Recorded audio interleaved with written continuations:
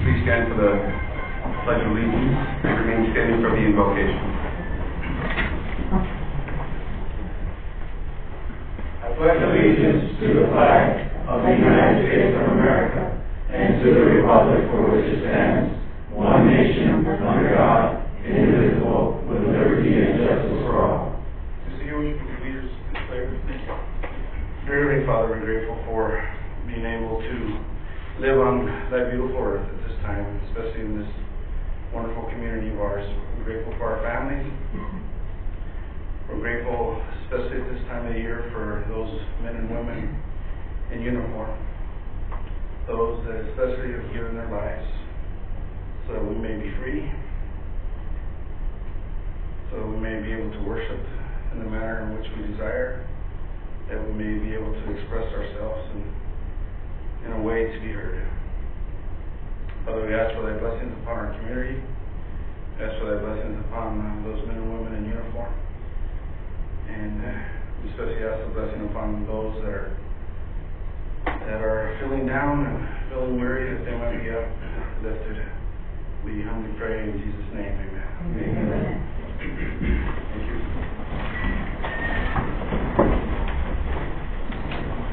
Roll call. Mayor Robert Oliva. Present. Councilmember Margaret Morales. Present. Councilmember Mitch Lindemann. Present. Councilmember Donald Hewitt. Here. Councilmember Shelton. Here. Councilmember Cesar Soto. Here. Councilmember Jose Picasa. Present. Interim City Manager Jordan Watson. Here. City Attorney Juan Pablo Flores. Present. City Treasurer Luis Pedrosa. Present.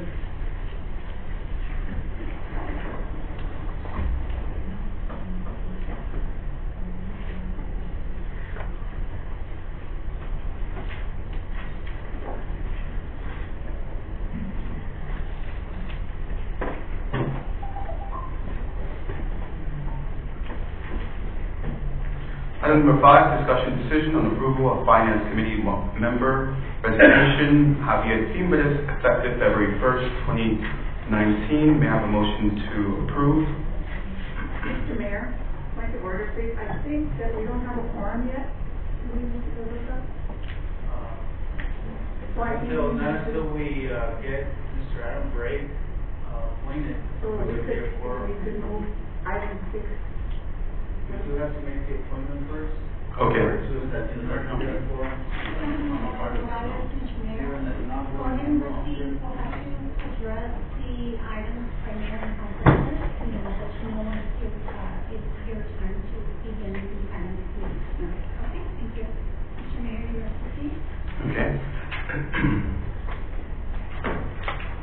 Mayor, I move that we approve the resignation of Mr. Timbres. Is there a second? Second. Motion by Councilmember Lindemann, second by Councilmember Shelton. Any discussion? Roll call. Councilmember Morales. Yes. Councilmember Lindemann. Yes. Councilmember Hewitt. Yes. Councilmember Shelton. Yes. Councilmember Soto. Yes. Councilmember Picasa. Yes. Mr. Mayor. Yes, motion carries. Item number 6, discussion decision on approval of Finance Committee member appointment, Adam Brake, effective May 28, 2019. May I have a motion to approve? Mayor, I'd like to move that we accept the appointment of Mr. Adam Brake to the Finance Committee. Second. Motion by Councilmember Lindemann, second by Councilmember Morales. Any discussion? Mr. Mayor, I just wanted to thank Mr. Brake, and I'm truly amazed that he passed the extensive background check. So I'm relieved in that manner. Roll call. Councilmember Morales. Yes. Councilmember Lindemann. Yes. Councilmember Hewitt. Yes. Councilmember Shelton. Yes. Councilmember Soto. Yes. Councilmember Picasa. Yes. Mr. Mayor. Yes, motion carries. Congratulations, Mr. Brake. Where's Mr. Brake? Item number 7, discussion decision on approval of designation of a council member as mayor pro tempore on a rotation basis. May I have a motion to approve? Mayor, Soto? I move that Mayor and Council appoint Councilmember Mitch Lindemann as Mayor pro tempore. Is there a second? Second. Motion by Councilmember Soto, second by Councilmember Grijalva. Any discussion? If I may, Mayor, just curious, because the charter says that the mayor pro tempore is appointed at your discretion, so I'm just curious as why it's a voting item. Mr. Flores, could you? Yes, well, basically, a couple of items there, Councilmember Hewish and members of the council. Number one, I think it's appropriate to recognize the prior Mayor Pro Tem, yourself, Mr. Hewish. That's part of the recognition we're giving you. And since we're going to be doing the rotation now every couple of years, just as a courtesy, a formality, if you will, and it'll be helpful towards transparency. And I believe that should take care of it. Does that answer your question, sir? Not really. Reason being is, I'm not trying to belabor the point. This is the city charter in 30 states, and it's the mayor's prerogative to do that, and I respect that, to do that. So that's why I'm still just curious to why it's being voted upon when the charter 30 states that the mayor appoints who he wants to. And that's all. Which is, again, I respect that that's his prerogative and to do that. Thank you, sir. Mr. Mayor, has this ever been done before, to your knowledge? The rotation part? No, I mean, I'm in the middle of, I'm a sports dude, coach many football, basketball games. Sort of like in the middle of the game, we're going to change the, I don't know. We're going to change the rules. 6 fouls, you're out, or 5 fouls, like right now you're out of a basketball game. I don't know, it just seems very strange, very, I won't say the other words I'm thinking of right now. But,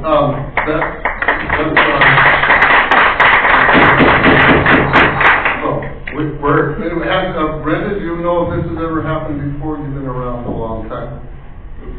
Mr. Mayor, members of the council, it has been customary, it's been a practice for the mayor of the city of Douglas at his discretion to appoint through legal action. By that I mean through council's vote, although it's at his discretion, it has been a practice since I've been in office. Okay, I was just wondering. Very good. Okay, thank you. Mayor? Excuse me? Yeah, I'm done. I have a comment here. Ms. Morales? I don't agree with this. I think Mr. Hewish has been doing an excellent job, and I think he should be allowed to finish as mayor pro tem until your term is up or until the next election. I don't see what the motive is behind this, but obviously you have a motive for it. So that's your prerogative to do, but I don't agree with it. Thank you.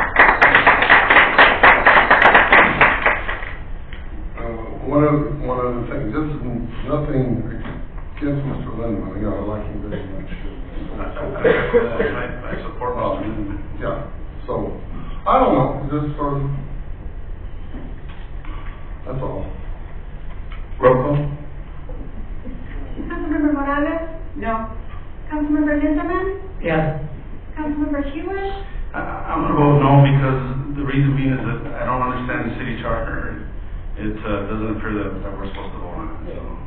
But again, nothing against Mr. Lindemann. I support the mayor in him appointing who he wants to, but my vote is no. Councilmember Shelton? No. Councilmember Soto? Yes. Councilmember Grijalva? Before I vote, I'd like to thank Mr. Just say yes.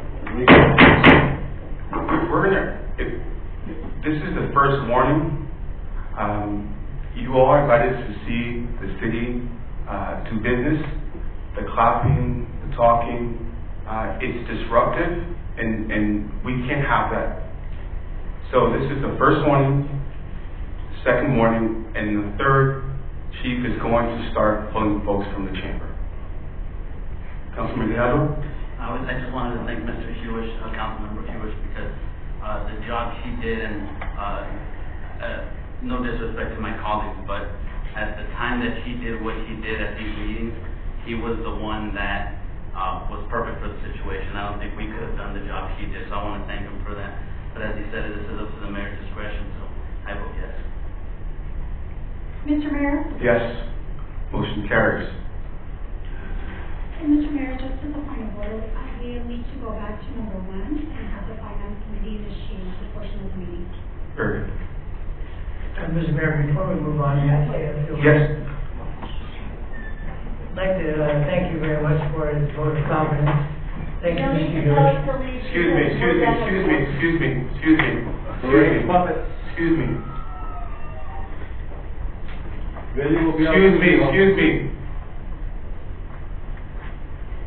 Suleiman?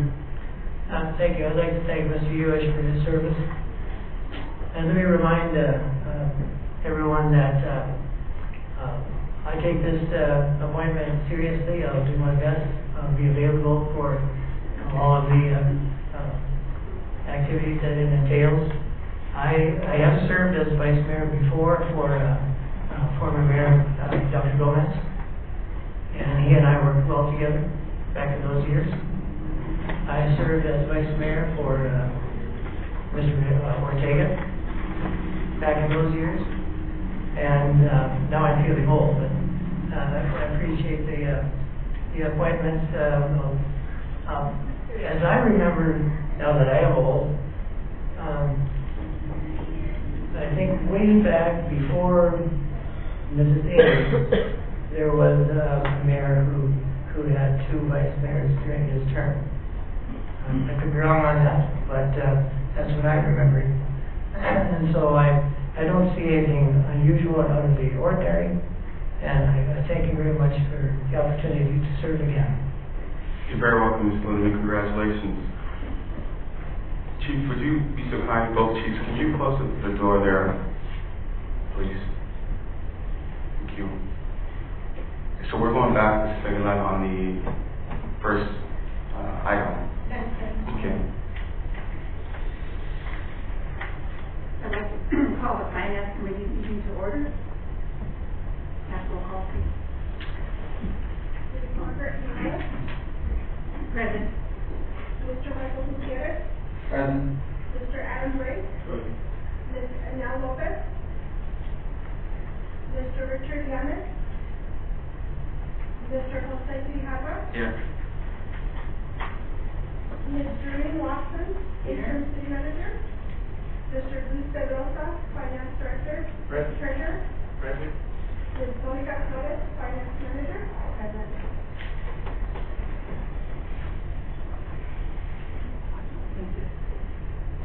Excuse me, Madam Chair, for the record, Anel Lopez is excused. Did you not get a response? Mr. Mayor, now you will move to item number 8. Before I go and jump into item number 8, I'm going to read the calls to the public decorum. Rules of conduct will be followed by all calls to public speakers. Each speaker will be given up to 3 minutes to speak. I will let you know when there are 30 seconds left to speak. I ask all speakers to observe rule of decorum and good conduct. I will not allow any speaker to make personal, impertinent, or slanderous remarks. I ask the audience to observe the 7 rules of decorum and good conduct, and no person shall interrupt the legislative proceedings. This is the second warning. So on the 3rd, you will be removed from the chamber. Do we have any person wishing to address the council, writing or verbally, on any item on the agenda? Not at this time, Mr. Mayor. Thank you. Mr. Mayor, I don't know if there's anyone for the finance committee. Do we have anybody?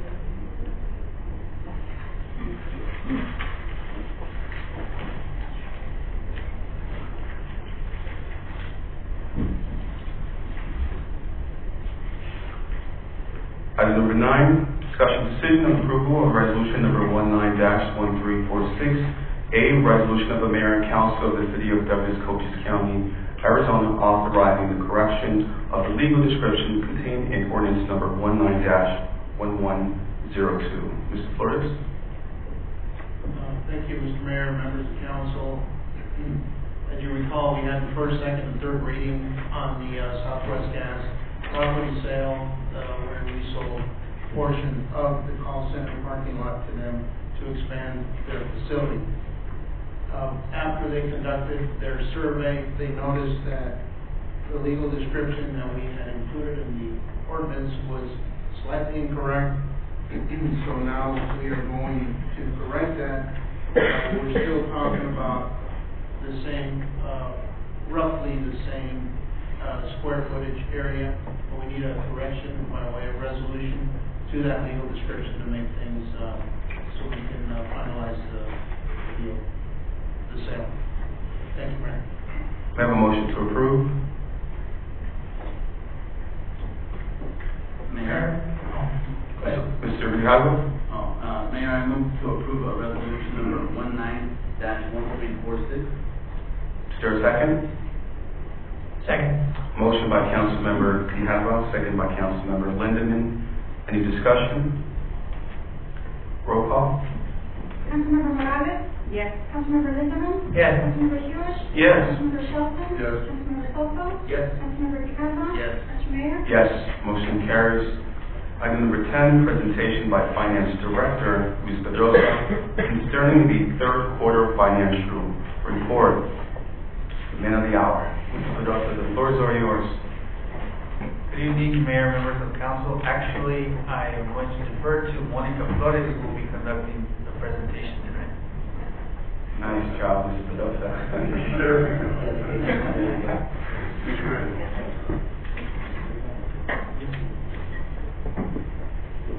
Good evening, Mayor and Council, members of the Finance Committee. As Luke stated, he graciously offered up the honor to me to present it here tonight. Short notice, but I'll do my best.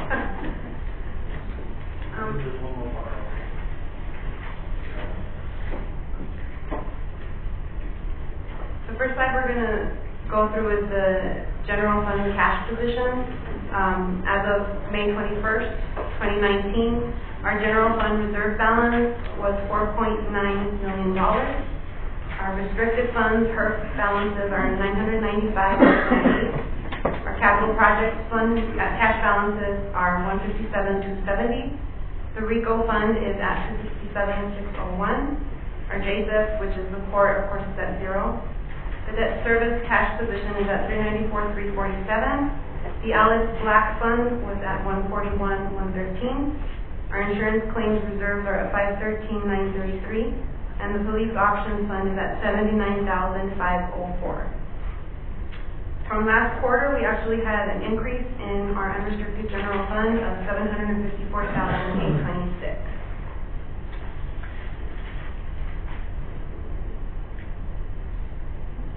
Our financial policies recommend that the city maintain certain amounts in reserves for the following funds. To date, I'll go over the actual mandates that we have. The 45-day operating reserve of $1,782,493. Our capital reserve, it's recommended we have a balance of $1,463,708, and the debt service of $1.2 million. $1,274,078 for a total of $4,520,279. Our current general fund reserve is actually at $4,971,661, so we're actually in the black, $451,382. And this next slide is just showing the historical trends of our general fund and restricted cash. You can see that in 2018 it actually dipped, but we're slowly moving forward.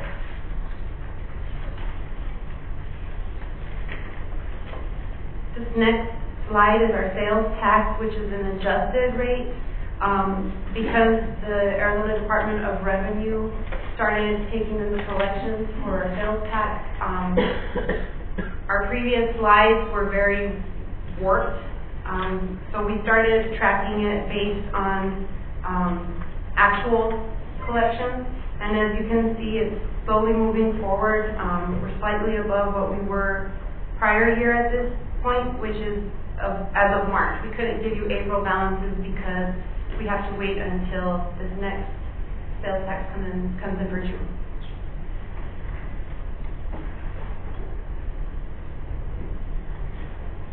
And here is just another layout of the sales tax, the adjusted amounts that we've taken in. The average is based on prior fiscal year. It represents a total average, and that's the difference calculation on the average at the time of comparison. So it's just based on where we are as of March. And you can see in July we dipped down, but the next couple of months we were actually slightly above our collections from the previous year, and we ended in March 7.27 above what was collected the prior year.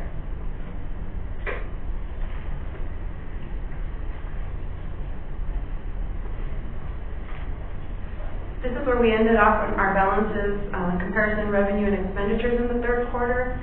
You can see the general fund, we took in $11,290,630, and in our expenditures, we spent $11,468,518, which brought us in the red $177,888. Our HERF ended in the black, and our LTAP, capital projects, airport, water, and sanitation funds all ended in the red, for a total of $856,593 in the third quarter. However, on a positive note, the spending freeze and the department efforts that have been instilled to curb our expenditures have been successful. From the second quarter to the current quarter, which we're in April right now, as of April, we've bridged the gap of over $201,128. And if we continue, we're anticipating that we will end the fiscal year in the black with the efforts of the department. Wow. Terrific. It's exciting. Can we ask questions? Yes. I'm just curious, how much of the, cuts and spending freeze did because every department has to take it, right, which it didn't. So how much was the hit to every department? Do you know more or less?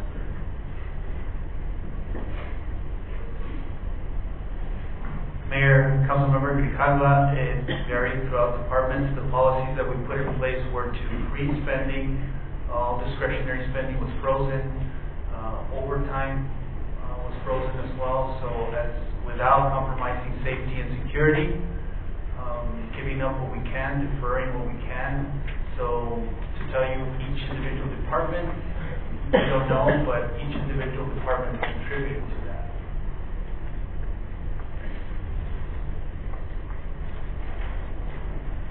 Any other questions? How much will be, so I noticed that we were tapping into the reserve, and I think that you mentioned to me, how much will we tap into the reserve for the last 2 years? Yes, Mr. Mayor, we, for the past 2 years, it was around $100,000 every year. So $200,000. Right. And just keep in mind that the slide that you see before you think of it as a picture of our financial situation. Our financials are very fluid. They can change, go up and down, depending on the bill that you have to pay, depending on a receipt that you get in. But, as you track it over time, you can develop a pattern. But seeing it as a one-time snap picture of a cash position may not tell all, but it does tell a story of where we're at. But certainly, we see improvement, specifically with this fiscal year, and we project we will be in the black. As Monica mentioned, we've made improvements since the second quarter. Right now, through April, we're at 74,000 shortfall, but due to the incoming revenues that we're expecting, we will be in the black. And is that from the state, the 74K? It'll be more than that we get. We are getting, or actually already received a reimbursement from a fire that was around $60,000. The property sale for Southwest Gas of $88,000 will also contribute. An additional property sale for $27,000 will also contribute to that. So we expect that we will turn that number black instead of red. Beautiful. Out of curiosity, how much do we have in the reserve 2016. Do you have an idea? Go to the slide, it'll show us. Go back to the one that tracks it through the many years. So, sorry, Ken.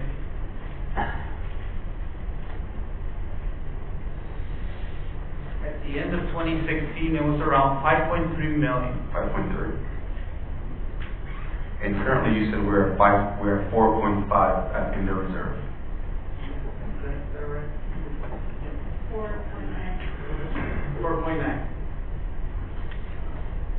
You know, I don't know if I can suggest it to you, or maybe if I have to go through the interim city manager, but, you know, when we're in the, I mean, when we hit the red, it's not like we get boom, $100,000. I mean, once we hit the red, $1, $100, $1,000, I think, you know, the council should be made well aware, the finance committee, so we can have a meeting, so we can stop the bleeding before it gets that much, before the departments have to, you know, cut so much. So it's just a suggestion. That's what, you know, I would suggest when it comes to that. Any other comments? Monica, terrific job on your first presentation. Great job. Great job. Item number 11, presentation discussion, direction concerning the fiscal year 2019-2020 City of Douglas proposed operating budget. And according to Ms. Watson, this is when conversation gets a little real. Yes, thank you, Mayor. I'm going to wait until he brings up our first slide, but as the council knows, we've had conversations over the weeks and months since I've been here because as I learned how the budget was shaping, I needed you to be aware and walk right alongside to understand where we're going and why what we present is going to be before you tonight.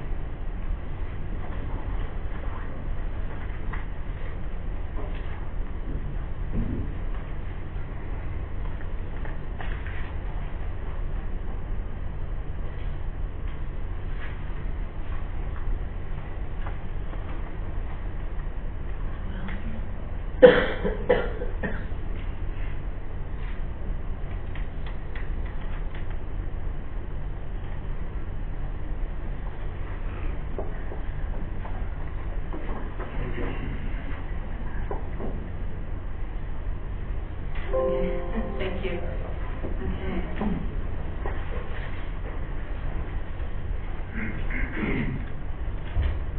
So good evening, and thank you both to the Finance Committee and the City Council for your joint attention and our team effort to bring to you key considerations on our city's finances and to discuss the upcoming recommended 2019-20 fiscal year budget.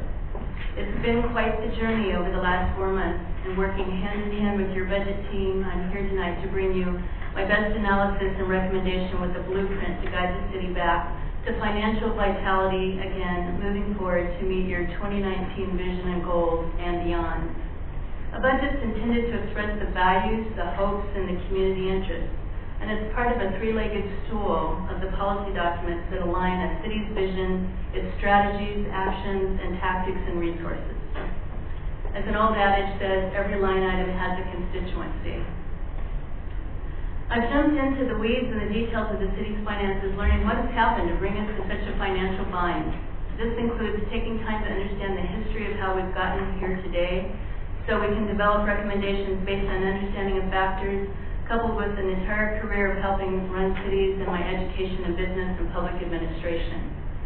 So we all know Douglas was the company town, Phelps Dodge was here with our smelter, but there wasn't a plan really set in motion afterwards for the economic base to be something else to replace it. So that slowed our development to a trickle and our amenities declined. And even the national recessions in both the early 90s and the mid-2000s contributed to some of the outflow that we had, both of population and jobs.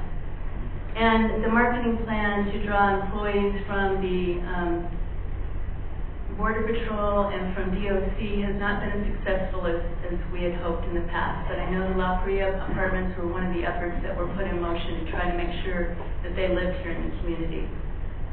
But with that in mind, I'm recommending tonight what I would bring forward to you now over 6 months would be the same as what if I was going to be here for 6 years. I just want you to understand, you know, I did this with that in mind.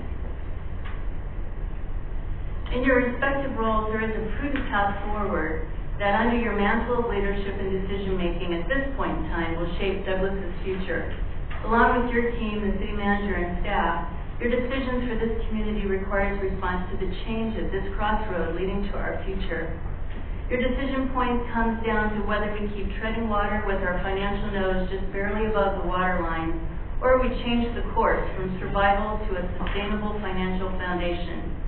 Changing course is not only to deliver services all citizens expect, but create capacity to equip your team to target growth and development that brings the dollars necessary to survive. In your respective roles, you serve as either one, an oversight recommending body as members of the Finance Committee, or as policymakers in a governance role on the City Council. And the million-dollar question is, do you want to chance coincidence, continue with the consequences of the past, or move forward according to a plan? Today, you as an elected body are doing much more than just budgeting, which has been a way in the past, but your resource of planning has been activated. It's your playbook, the three-legged stool using the budget document to create your financial plan that works to carry out your vision in the strategic plan. And finally, our general plan lets the public know how we will look and use our land as we build out. Each works in concert to successfully lead this city into its future. You know what you want, where you want to go, and how to get there. At the council retreat in early March, this budget, you laid out your vision and focus areas and goals in your strategic plan to guide you in your decisions over this year and beyond to reach the hopes and dreams for Douglas. Through this plan, the budget leads the way to fulfill those focus areas and goals through people, equipment, and programming. You will be provided options on how to finance the goals and resources to be spread over the 5 focus areas that you identified in March: collaboration, community communication, promote Douglas, trade and commerce, and infrastructure development and improvement. So where are we as of this month? We have frozen spending in the general fund in order to make up for the overspending predominantly for overtime and emergency services at mid-year, end of 2018. Our presentation this evening is to paint the picture of where we find ourselves in clear direction out of the dire financial predicament. There is no more road to kick the can down if the city is to serve not just the wants and expectations of citizens, but the community needs. Accomplishing the milestones in your strategic action plan in building our infrastructure and growing our trade and commerce and promoting Douglas takes sound decision in your role as leaders to choose how best to bring in new revenues. It's time to acknowledge the reality of our city finances rather than assuming somehow there is more to cut from a budget that has been reduced repeatedly over the years. Using our saving account or reserves is an unacceptable practice except in true emergencies. Unrealistic thinking that the city services can magically be performed by the workforce that has been significantly reduced over the years. Many employees not even paid 15% below market salaries compared to similar cities. Often challenged to work with inadequate aging equipment that breaks down our repeated budgets where our finances have left us unable to purchase equipment. So we rent or we try to borrow from neighboring jurisdictions that does not even serve the neediest of our community. Yes, the picture is stark. No meaningful growth in revenues, out-migration of residents over the last few years, and reductions have put more stress on all employees. Programs and personnel reduced to over half the employees are doing more than one job. Morale has been affected. Revenue projections are not enough to cover the basic operation and needs to function fully as a municipality serving its residents. Employees are your deliverers, the first face in the response to the public, and they have been stretched repeatedly until there is no more reserve. Salaries have fallen behind the market, some as much as a third. We are losing our talent to the county and to Tucson because there hasn't been a turnaround in the conditions. But there is a way to course correct and get us back to the financial stability and health. My recommendation tonight will go a long way to bring us some relief and breathing room, and we'll be talking specifically about that. So what's next? Our budget team members will be presenting different pieces to our plan. Finance Director Luis Pedrosa will give you the numbers of our financial picture and revenue projections and our budget requests. I've asked our Human Resources Director, Rocio Garcia Pedrosa, to bring forward the picture on how far below we are in pay, to talk about our best practices we are recommending to put in place for our employees, and to draw the picture of our compensation to our best asset, our employees. Then Luis will come back to talk options. And finally, our finance manager, Monica Flores, will be ready for your discussion to find details in the budget and any questions that you may ask. So we look forward to your questions and comments on tackling a challenging situation with an open and honest discussion. It will take courage, but our mutual goal is to take the city back onto a sound foundation operationally. And so with that, I'm going to turn it over to Luis.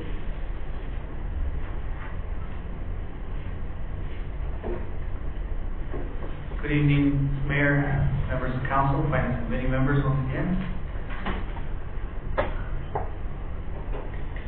The following slide shows a summary of the current revenues versus requests or commitments from the different funds and departments.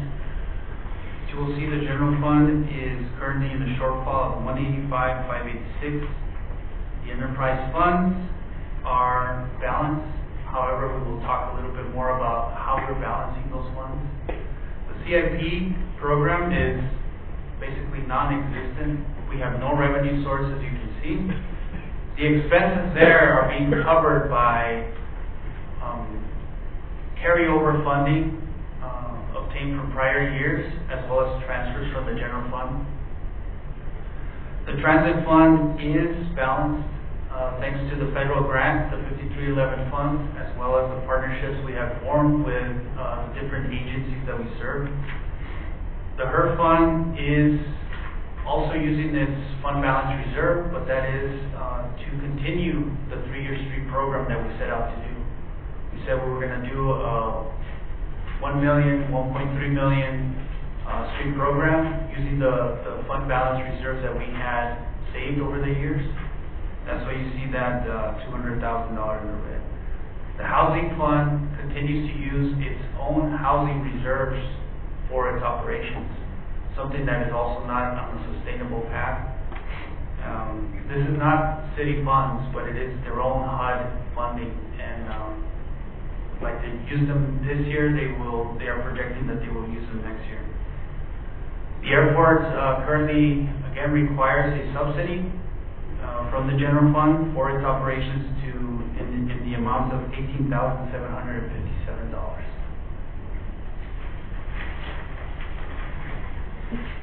So, as you saw the number in red for the general fund, how do we overcome that? We do have some options for the mayor and council that we would like to present and get direction on. First of all, we earlier mentioned that we expect to be in the black. That's very important because this decision here depends on that. We propose to pay the fire truck lease payment early. We have our final lease payment due in September of the following year, of this budget year. We propose that to pay it with this year's money so that we give ourselves some capacity and we don't have to pay it for next year. That is our final lease payment, and that truck will be paid in full. The other option is the interim city manager is looking for options of reducing the POA consultant contract in the amount of $15,000. So if that amount can be paid by other agencies, we can certainly reduce that in our budget by $15,000.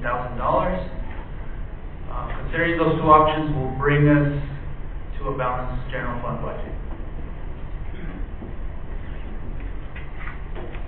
So a little bit more about the different funds and their shortfalls. I mentioned the general fund, the CIP again, general fund transfers and carryover funding. We mentioned the HERF, the housing, the airport. More on the utility side. We presented to you a balanced utility funds, which includes water, sewer, and sanitation. However, water and sewer do not get the depreciation cost that we need to fund every year.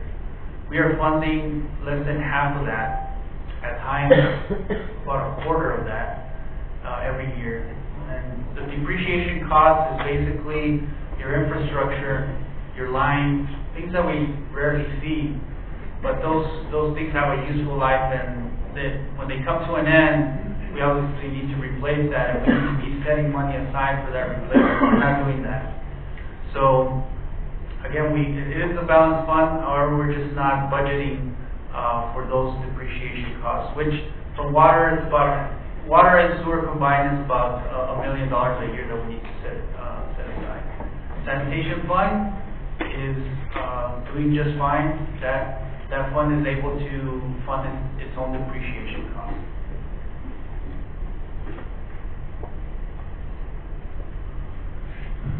Our major changes, basically our budget this year compared to the proposed budget, what changed on the expenditure side is what we're showing you in this slide.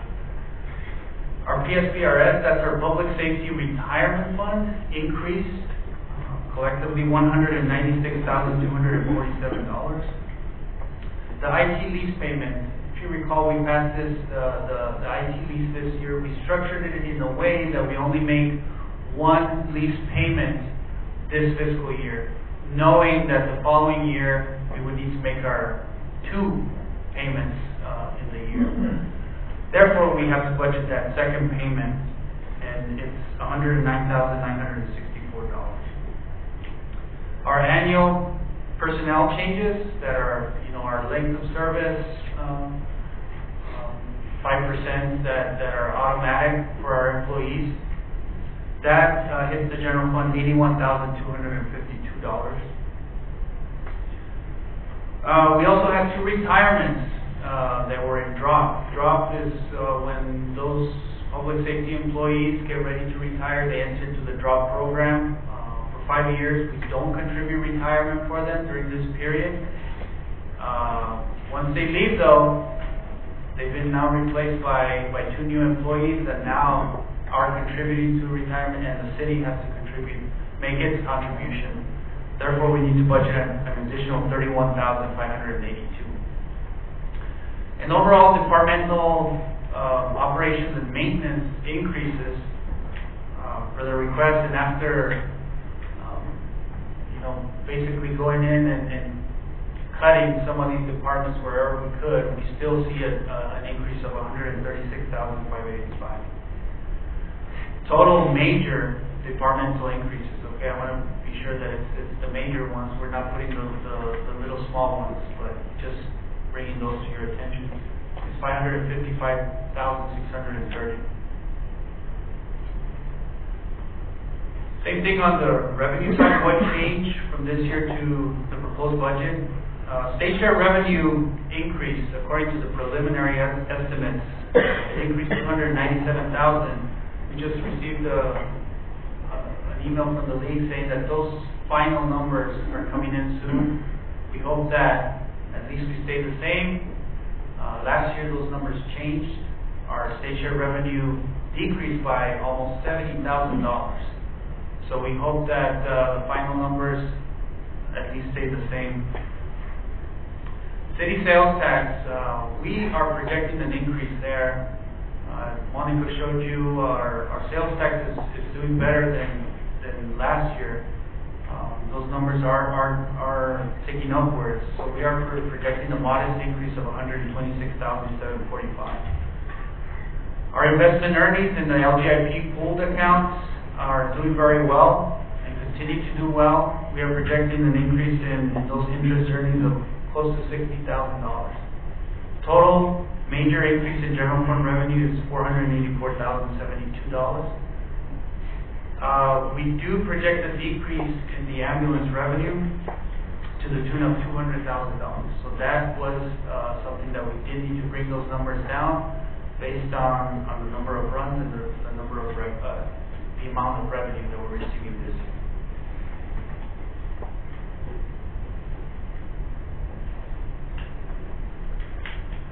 On to CIP requests, our capital improvements plan this year, and we developed a 5-year CIP plan, and that's included in your packets. It's the one that's got all the colors in there, color coded. It was put together by the CIP team through many meetings and just meeting with the departments and really getting the needs out there, and letting them know that, you know, some of these departments were not requesting things because they knew what the answer was going to be, basically. But we said, you know, in the perfect world, what are the needs that you need to operate? So those are there.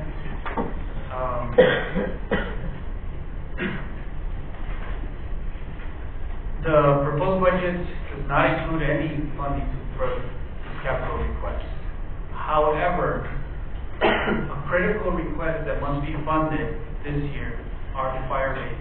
And most of you, members of council, heard from the fire chief.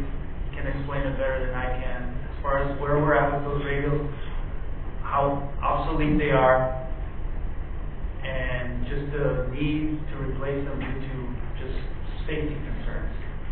Mayor, can I comment on that? Yes, absolutely. Is it okay, Chief Lomeli, because you were in the meeting, the discussion that we had? Just, I mean, we have to make that public. They've needed radios for a long time.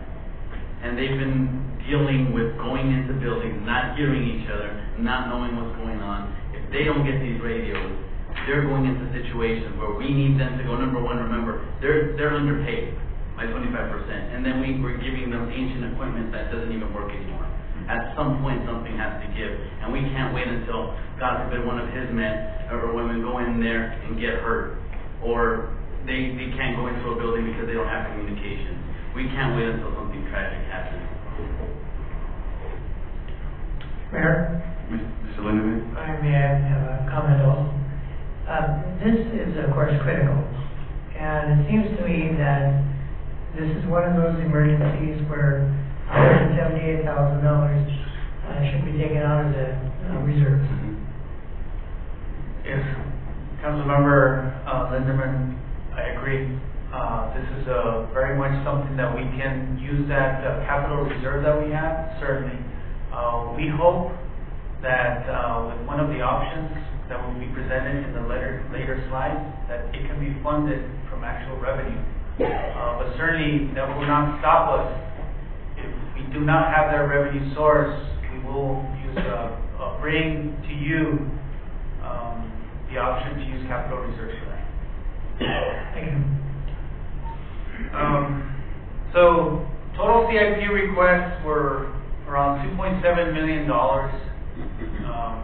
within the general fund, and total CIP requests within the rest of the funds, utilities, transit, and HERB, about $5.1 million.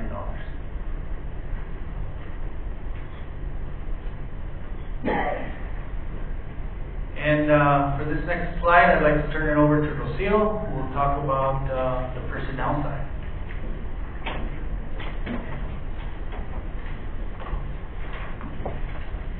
Good evening. As you have mentioned to us before, employees are one of those areas where you wanted to address this time of year. You wanted to make sure that we address that component. So we have here some considerations, but just wanted to make it clear that none of these so far have made it into the budget document. So that 185,000 shortfall doesn't include any of this yet. So we will be presenting some options to cover that. So at a minimum, a 2% cost of living adjustment would cost the city $167,628 in the general fund and about $55,000 in the other funds. And as you know, the minimum wage increase is also taken into effect on January 1st, 2020. So it's going from $11 to $12. That cost to us to keep the same number of hours, that same level of hours is going to be about $30,000. I mean, we don't have to increase the budget, but that means also we would have to decrease the number of hours that our employees work and the number of hours that we offer for services. Another consideration is to make sure that we widen the minimum wage gap with the rest of the workforce. You know, minimum wage is at $12, so we'll be at $12 January 1st. But right now, our lowest range is the range 11, and that starts at $12.17. So it's only 17 cents above what the minimum wage is going to be. So our recommendation is to increase certain positions that are in each 11, 12, 13, and 14 to 13, 14, and 15, depending on the certifications that are needed for that position, will level that component. But that affects 16 positions and about 40 employees. And the minimum of the range 13 would go to 13, 17 instead of 12, 17 as it is currently right now. The cost would be $38,000 in the general fund and close to $68,000 in the other fund.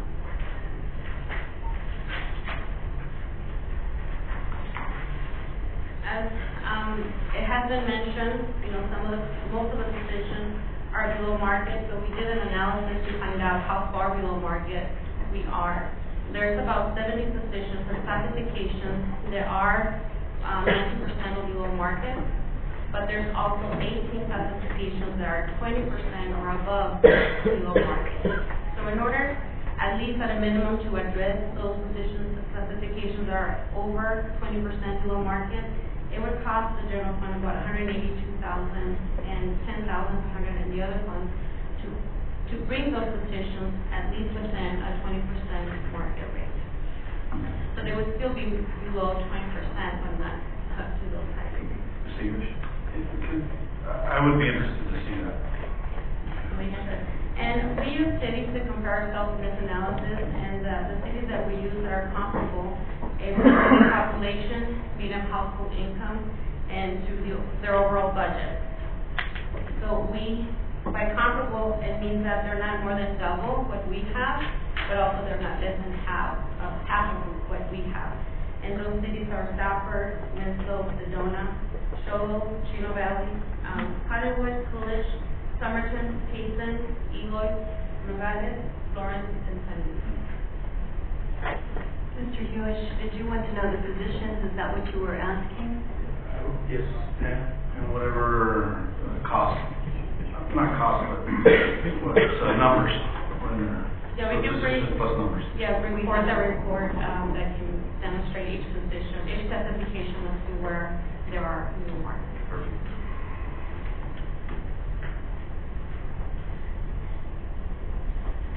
Another area that we can help employees is to increase expertise and retention and strengthen best practices is with certification pay. We're trying to establish a policy where employees can get additional certifications from what's required in their job description, but of course that would benefit them and would benefit the city or the classification that they're in. And they can get a salary bump as long as they retain that certification and it's active. So we're trying to establish that at least at a maximum, they would get for two certifications, a bump in their salary. So the initial impact for that, knowing what certifications our current employees have, would be about $100,000. But of course, there might be some future impact as well, depending on when employees receive new certifications and start working towards a higher certification. If I may. Can you also provide a list of those that were lacking, meaning that it's critical that we have them now versus it'd be nice to have? Does that make sense? Certification? Right. Yes. Because I believe that we're actually missing some. We actually have some people doing some work that it would be best practice to have them was certified to do that. And then I guess the other list would be those that it would improve us, but not necessarily, we're not violating anything. I don't think we're violating anything, but you might just necessary and real necessary. And as we have tried in the past, it's about our steps F and G, so our length of service for employees. Currently, we have those two steps, which are the last two of the ranges at years 22 and 27 for employees. We have recommended previous years for that to go down to years 17 and 22. We just haven't been able to budget. So again, we're bringing it back, and also with the component of possibly adding one additional step at the end that would help us retain those long-term employees as well. So we're trying to make sure that steps F and G, instead of being at 22 and 27, they're at years 17 and 22. and adding an additional one. The cost for that would be $108,000 for the general fund and close to $24,000 for the other funds. It impacts 35 employees now, but eventually will benefit all employees. Mr. Mayor, I'm sorry again. Is it feasible to do a 5-year plan? I mean, going from 22 to 21 to 20, 19, 18, 17? Anything is feasible. We I'm can do just it. wondering if we could try to make progress, at least to show that we're interested, we want to do something like that. I think it may go a long way.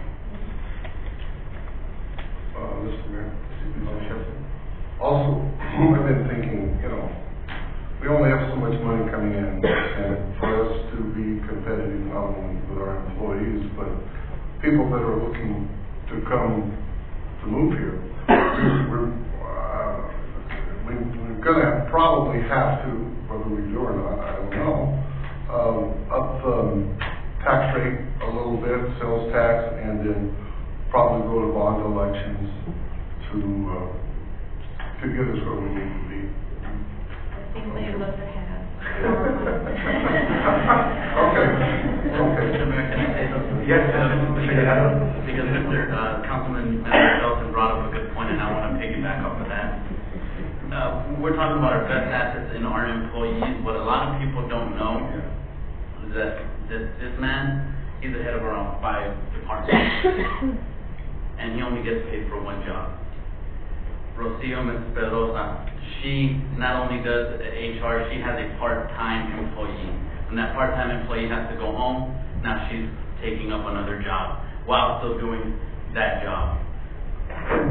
Ms. Jennifer Smith, she's also not only the head of Parks and Rec, she's also at the Aquatic Center. She also does, the cemetery work, right? She's the head of 3 departments, only getting paid for one. If one of them leaves, we have to find somebody to do all that. Who's going to want to do all that? How can we be competitive in that? I mean, we're going to be in a horrible situation to try to get somebody in here from out of town, get paid 25% less of market value, and then, by the way, you have the head of all these departments. Joel in IT working hard also. He needs another employee. He was at Douglas Days, the head of that department, because one of his workers couldn't go, so he had to work hard there. I don't think that's fair. We have to look at it from a personnel standpoint. And if, like Mr. Jelson said, if we have to take a hit, if we have to make an unpopular decision sometimes, then so be it. But we have to treat our employees like human beings and stop trying to treat them like servants, where they have to be happy with what we give them. They're worth something. They're special. If it wasn't for them doing all those things, our city doesn't function. Thank you. Thank you, Ms. Videla. Wow. And the last thing regarding employees is, departments have asked for new positions, for some specifications, or for funding some positions to full instead of part-time, or just funding some other positions that they have part-time.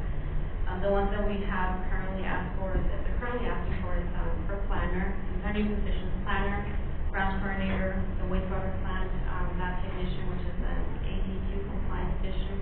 Also, a school resource officer for the police department, where they're in talks with the school district for us to be able to pay only 50%, and they'd be able to pay the 50%, hopefully. We also have the administrative assistant, militia services, to be able to centralize all the cemetery operations in one location as well.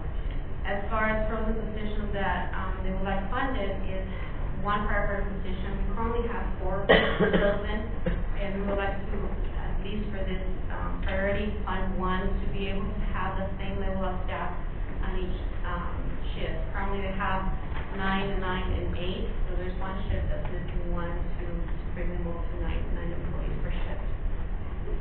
Another position would be the assistant aquatic supervisor that is currently frozen, and I would like to have that one funded. And 2 positions that are currently part-time, but would like to have those as full-time, would be the tourism marketing specialist and the city attorney. And we also have a recapacitation for 2 positions, which are the IT technician and the environmental specialist.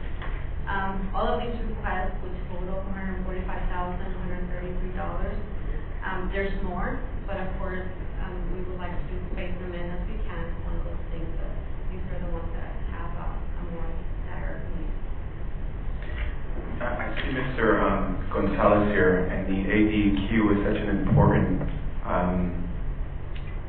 element to making sure that we are in compliance, and you're doing a fantastic job of making sure that the city is in compliance. I understand that we were not in compliance a couple of years ago, and that's an important part of making sure that we don't get fined from these states. So continue to do the work that you're doing. We're grateful for your leadership there, and I see that there is a tourism and marketing. Is there a dollar amount on how much you are looking to invest in that area? Bringing that position to full-time will require about $22,000 more. And what are they currently under right now? Well, they're part-time. It's one position that is funded 50% through the visitor center and 50% through transit. The idea is to have it funded 100% from the general fund so that it does solely marketing duties and tourism. Thank you. Mr. Mayor, we would also change up the job description a little bit to include the marketing side, someone with that skill set and background, because we're missing that even in the tourism side. Sure. I see that Doyle tries to balance that out as well with Douglas Base, and we haven't updated our social media, and we've done some great things. And okay, that's a good point. So it'd be $20,000 for that full time. 22. More. Yeah, it is more than what is currently. Tell them what the full load would be. It would be about 42,000. Okay. Plus benefits. And if I can also mention, because I will mention that one firefighter would be funded on this. We have to also remember that if we expend to the Port of Entry, we have to annex all that. We have to, Chief Lomeli said he needs at least 4 firefighters and 2 more stations, not big stations, at least little stations that to house them. So, I mean, that's another necessity that's not in here, or I don't know if I went too far ahead. But, if we want a realistic, Port of Entry and get businesses over there, they want firefighters to get there in time. They don't, and at the same time, supply them enough. So that's just one thing I also wanted to mention that the chief mentioned. Thank you, Mrs. Now, back to you.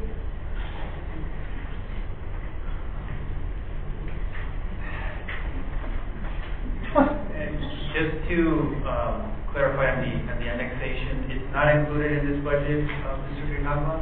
It's a plan that we want to ease into it as the annexation happens. We'll bring that to you. Councilmember Villalobos is an ambitious person, and he's ready. Wanting to lighten things up a little bit from a popular show on TV. We're not quite there yet. Using great budget solutions of using grazing sheep to mow grass in our parks, not quite there yet. Hired sheep could become food or a sweater. We've come up with some good solutions over the years and some really creative ones, but we're not quite there where we bring out the sheep and start mowing our grass. However, I will say that since I've been here, it's what we've had to do in thinking outside of the box and coming up with different solutions with a revenue that's been flat, at times decreasing. It's hard to do that, and it's hard to sustain it over so much time when since the recession we just haven't been able to recover. The pace of increasing expenditures has far exceeded our revenues to catch up with those. So we've had to get creative, nonetheless. That's what this slide represents. So here are the considerations for you tonight. Our first consideration is to increase sales tax to fund many things that we're wanting to do. We'll go into details as what those things are. A 1% sales tax increase will yield $1.75 million a year. It would impact the average citizen in Douglas $3.86 a month. A A 0.75% sales tax increase would bring in $1.3 million a year and would impact the average citizen $2.90 a month. 0.5%, $875,000 of revenue in a year, and it would impact the average resident or citizen $1.93 per month. We talked about the marketing specialist and how we can fund that position, and increasing the bed tax, which is on the low side compared to most Arizona cities, is currently at 2%. This is the tax that gets charged for transient visitors that come to stay at our hotels for less than 30 days. You get charged the bed tax anywhere, any hotel that you visit here in the States, charge that bed tax. Increasing it to 1% would levy an additional $27,500, and obviously that's a zero impact to the average citizen here in the city, only to those that choose to stay in hotels if they want to for fun. If I may, just so everybody's clear on the sales tax increase, it's not a 1% increase, it's closer to a 10% increase, but it's going from 8 to 9 or from... Yes, thank you. Thank you, Mr. Hewish. That's correct. Our current sales tax rate is at 2.8%. A 1% increase would translate into a 3.8% sales tax rate. So yes, thank you for clearing that out. Mayor, Mr. Mendoza. In the past we talked about a 0.2 of a cent. Did we ever figure that out and how much that would bring in? Because we already have a 0.3. And add another 2, that would be just a half penny. 0.2 of a cent, Mr. Lindeman, would bring around $300,000 a year, based on these figures here, not just ballparking it, around that amount a year. Oh, thank you. I know that's been kicked around before, probably for a few years. And if I may offer, we did consider that, but after looking at all the expenditures and requests and where we've been, we figured it would be more honest with you to bring forward something that would work and get us out of the hole that we're in. So that's why we started at the half cent instead of at the 0.2, because it really didn't do a whole lot. We would still just barely be surviving with our nose above the water if we did that small. Thank you. It's like, with that law, it's like putting a Band-Aid on it. We need to, unfortunately, get a little more aggressive. My opinion. Mayor, may I also? And Mr. Velosa agree. It's always been the fact that our sales tax is generally paid by people that come over and shop here. So it's technically not all on our shoulders. Right. More on that in the next few slides. Thank you. So, what are we trying to accomplish? Building revenue capacity, adding capacity creates the ability to continue to fund our programs and services to the community versus closing or laying people off in order to keep our heads above water. It also allows us to fund small capital. You saw our capital currently funded at 0. Small capital includes vehicles, equipment, building improvements, things of that range. And it funds the best assets the city has, the employees. It alleviates staff from doing more than one job, COLA for employees, and gets us to a path to get our salaries up to market rates.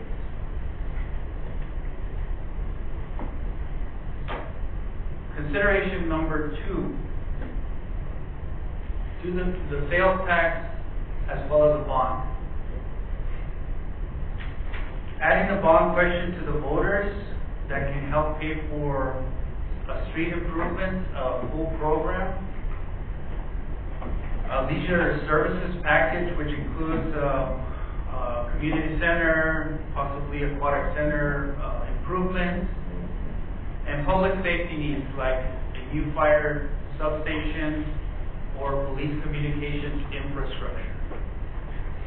That is a question that would need to go out to the voters for them to decide. We ran some scenarios just to give us an idea what a bond issue would look like. Under scenario 1, we are considering a $10 million issue. At a 6% rate approximately, that's where we think the market would be at. At a 10-year payback term, the annual debt service would be around $1.35 million. The impact for your average homeowner with an assessed valuation of $80,000 within the city of Douglas would be $16.67 per month. So under scenario 2, what would happen if we were to do a $20 million issue? 6%, we may extend that to 20 years. Annual debt service would be around $1.75 million. The impact to the average homeowner would be $21.67 per month. Mayor, if I may comment on that also, Mr. Pedrosa. Doesn't mean that we're going to be using $20 million. It's basically like a credit line, right? We can do certain projects at different times and not put that burden on the taxpayers. I also wanted to mention on the public safety, Bullen mentioned their communications, their equipment. That's one thing that worries me, because he said we can't move our files to another computer because our files are so old. They can't be moved. Basically, they're working with Atari software while everybody else is working with Xbox and PlayStation. And I don't think that's fair, because it also impacts the firefighters too. We can't be letting the people that protect us down, especially when they're getting underpaid. We're expecting them to save us, take care of us, and we're not taking care of them.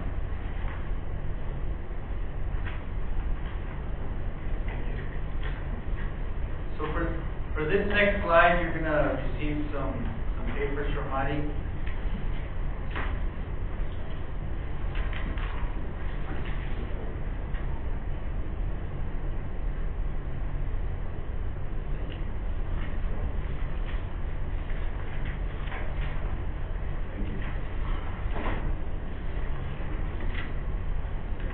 What we're passing out to the mayor and council is basically the slide before you. I know it's a bit hard to see, but I will summarize. Really, where the rest of the cities and towns in the state of Arizona and their tax rates and where they stand. 39 of 66 cities, or 60% of cities, under a population of 40,000, have a tax rate that's 3% or higher. 37 of 57, or 65% of cities with a population under 20,000 have 3% sales tax or higher. And just to run some numbers, the impact for a $10 purchase at 3% sales tax would be 30 cents. $10 purchase at 3.5% would be 35 cents. $10 purchase at 4% would be 40 cents impact to the customer. Mr. Pedrosa, and just for the record, can you say how much is our sales tax? Our sales tax is currently at 2.8%.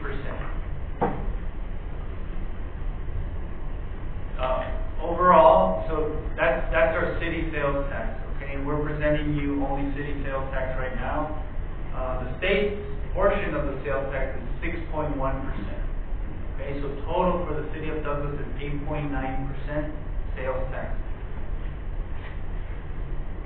City and county. And county. Yes. 6.1 includes county. State is actually 5.6%. County is 0.5%. City is 2.8%. So you mentioned, Mr. Mayor, or I'm sorry, Councilmember Lindemann, that sales tax derived from visitors.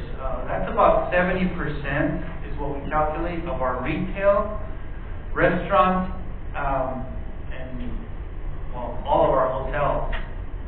That equates to $2.879 million of our total sales tax. And we'll break it down a little bit more on other slides and let you know exactly how it impacts, and it's about 55% of our total sales tax gets funded from visitors coming to our town.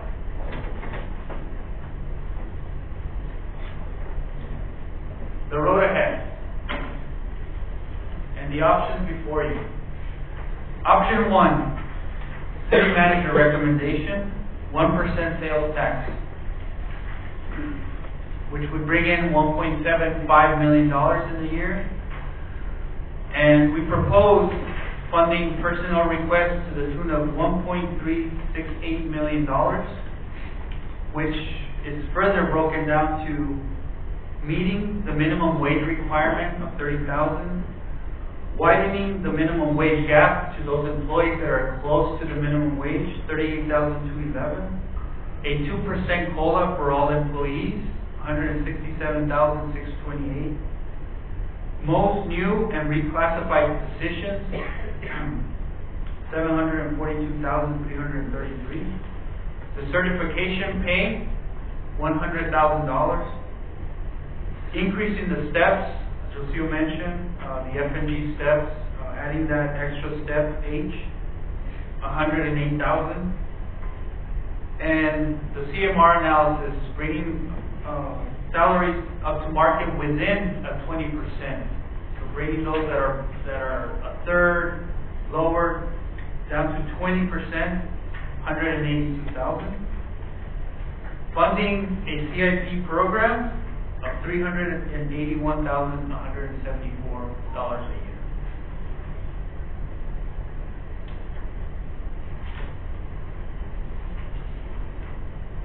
Sorry, yeah, I do have a different slide, so it's just 386,253 is the CIP program. Option 2, we still feel that these leave some important things hanging, obviously with a 0.75% sales tax increase, which would bring in $1.3 million in revenue. We recommend assigning the following personnel requests: $1,071,000. Again, meeting the minimum wage requirement, $30,000. Widening the minimum wage gap, the 2% COLA, partial new and reclassified positions. That's where we reduce that in order to, if we're going to be receiving less revenue. Keeping the certification pay, the step increase, and the CMR to 20%, but funding the CIP to $241,374. Option 3, again, leaving some things on the table. Option 3 is a 0.5% sales tax increase, $875,000 in revenue, addressing personnel requests of $680,972, only able to address the minimum wage requirement, the gap, the 2% COLA, and partial new and reclassified positions to the tune of $445,000. Funding the CIP program only to $194,028. Mayor, I have a quick question for Mr. Bedoya. A 1% increase translates into how much for us if we're already at 2.8? 3.8%. 3.8%. So then we'd actually be at the top level of most of these cities. We wouldn't be the highest. We have other cities that are within that range. I believe Somerton is at 4%. Another border community. I'm sorry, San Luis, not Somerton. Somerton's at 3.3%. Chino, 4%. South Tucson is the highest at 4.5%.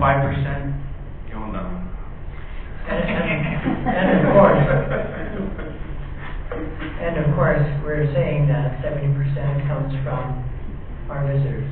Right. That's so correct. In actuality, it may look like a high rate, but the burden will not totally fall on our service. That's correct. Mayor, if I can also, if I can mention. Yes.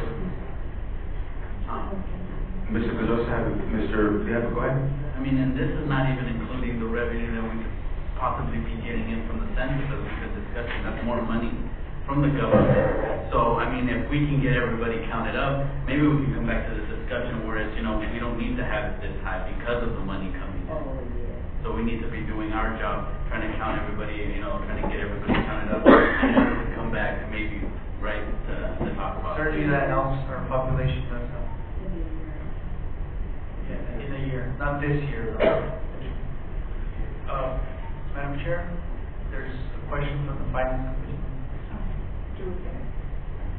Have you considered the impact of what people will do and raise that just 1%? I mean, mentally, if I'm shopping for, I want to build a house or something, am I going to go to Lowe's and Sierra Vista because of the 1%? It's not a big deal, but people, they don't think about it. They just say, well, the tax is higher. Did you notice a change when you raised it from 2.5 to 2.8? What was the impact? Yes, Mr. Gutierrez, it's hard to tell what comes from fluctuations in the market versus what is due to buyers seeking other options. However, we did account for a reduction in that. We increased it more. We did take back a little bit less, just to be conservative, just to consider that. We realize that buyers have options nowadays, online and things. However, the convenience factor, I believe, supersedes a lot of the times, most of the times. That will supersede versus shopping around. And I'm not saying that that's not going to happen. It's going to happen. But most of the time, you're going to have to go to Walmart. You're going to have to get your shopping done here. You're going to have to make those expenses here. Did I understand you that you said 70% of the tax revenue comes from people going to Walmart? From visitors. From visitors, retail, and restaurant is where I accounted for 70% of that. Obviously, we didn't account the sales tax that people get charged on their utilities. That's totally our citizens' burden. Our visitors pay for 70% of retail, restaurant, hotel. Those are our three funding sources for them that we get from them, I should say. I just, in my opinion, just looking at what you have put in so far, I believe that you should consider the property tax option and the tax rate, and not go so aggressive on the tax rate or phase it in. Which tax rate are you referring to? Going from 2.8 to 3.8 in one fell swoop, I think.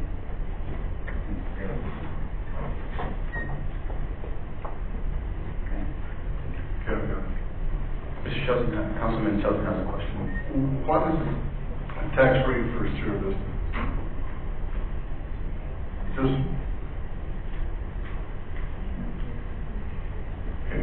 So we don't have that answer right now. I mean, that would be interesting. And I've been thinking about that since we started discussing that, and you brought up, but they go to Sierra Vista. I believe it's 8.6. 8.6 total, but the city rate. From that.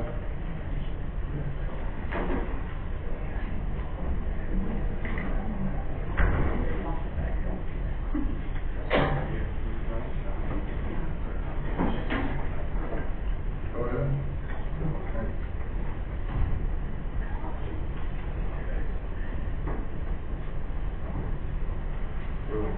You don't have phone, right?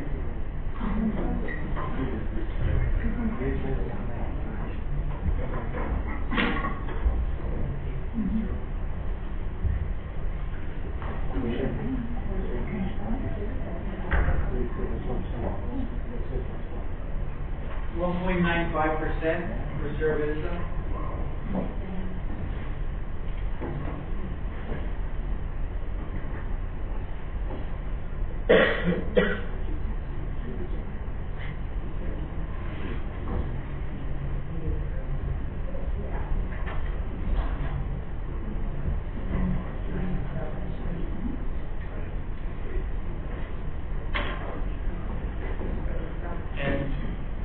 We don't compare ourselves to Sierra Vista, not in our CMR.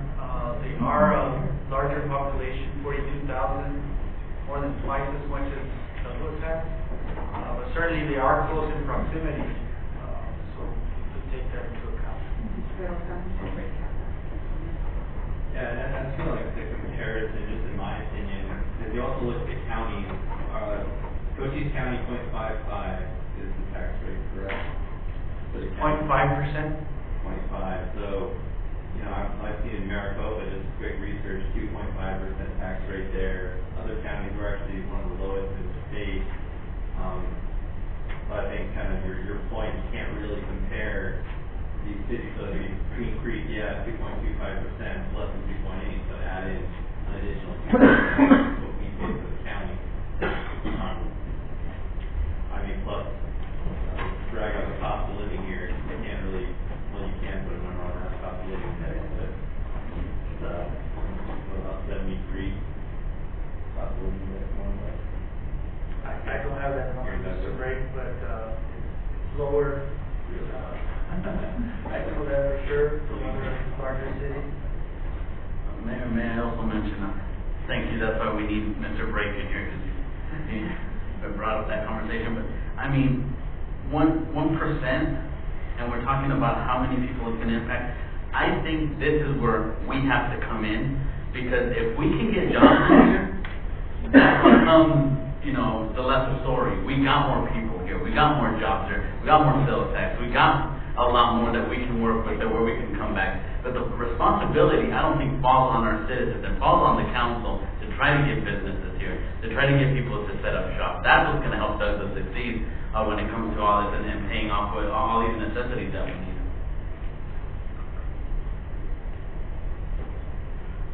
Mr. Petosa, I have several questions, and I'll open it up as well to some of the employees that have been working here for quite some time. How long have you been working on this particular idea of, you've seen the disparity of the lack of revenue coming in the city, and I'm sure that in your office, because I see this always, you know, you're always there alone and you're buried with all these documents and you're always asking yourself, how are we going to figure it out this year? And I see you year after year after year after year. And today you touched on several subjects that, and Mr. Grijalva has a point, it is our responsibility as a governing body to help you in making sure that the city remains afloat and that the vision is executed successfully, because you are there. We meet here monthly. You are the ones here working daily, and you're saying, look, we haven't rewarded our Jennifer Smith, our Mahdi, we haven't rewarded the IT, and you're there trying to balance the budget, figuring things out. I'd like for you to elaborate on what you do daily to try to make the city run. Wow, that's a loaded question, Mr. Mayor. So, just to go back and give you a history of what we've tried to do, I mentioned a little bit earlier of, since I started here, it has never not crossed my mind that we need more revenue sources. But we've always taken the approach of, what can we do?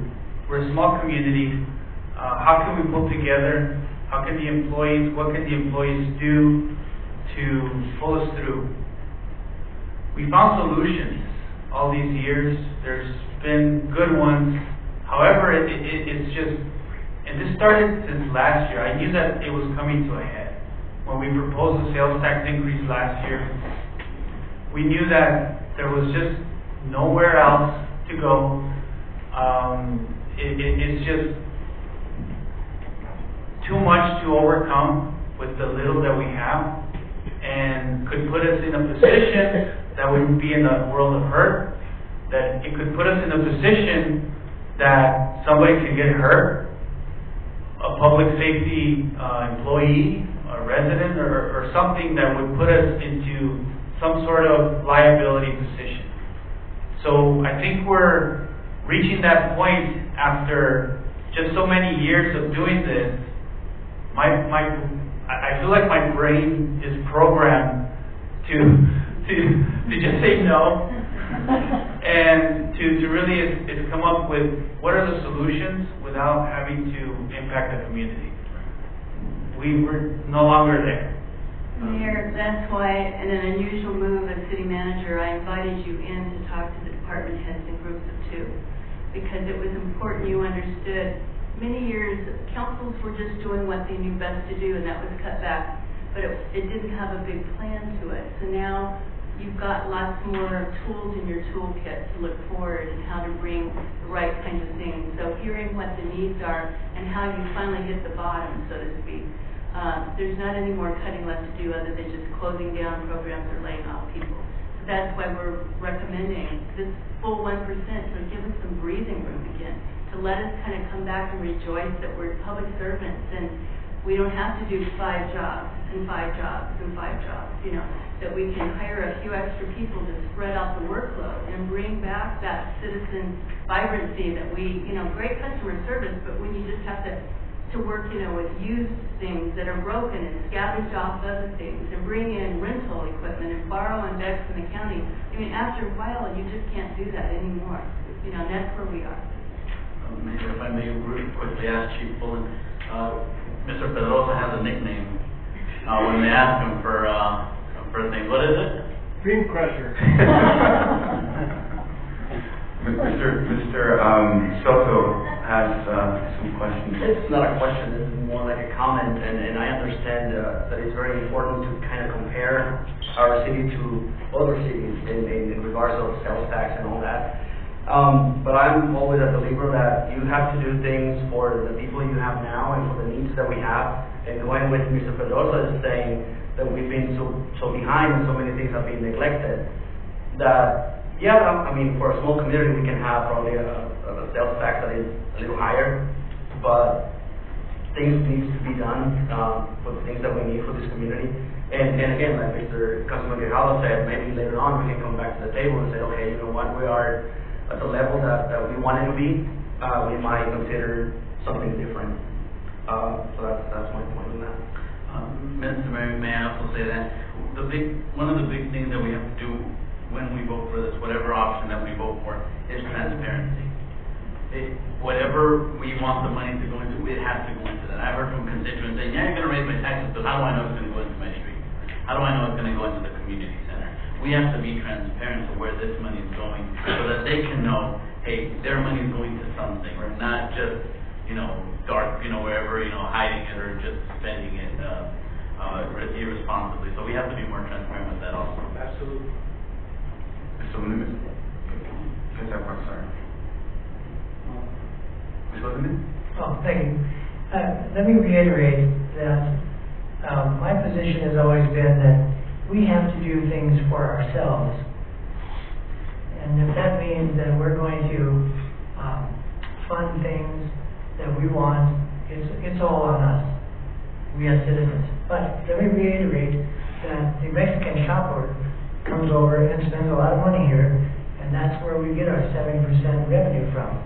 So even though I feel like we're going to do things that we want for us, we're not alone. And they are supporting us, and so we want them to come over here. Thank you.